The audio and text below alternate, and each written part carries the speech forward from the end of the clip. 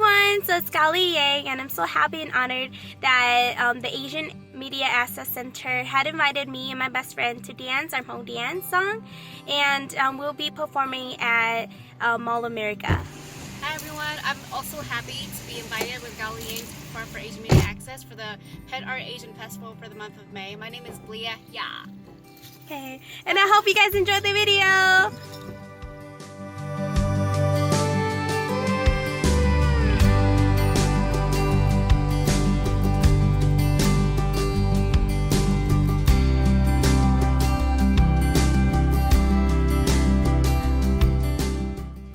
So we're here at MOA already, and yeah, we'll record more later of what we do today and how our performance goes.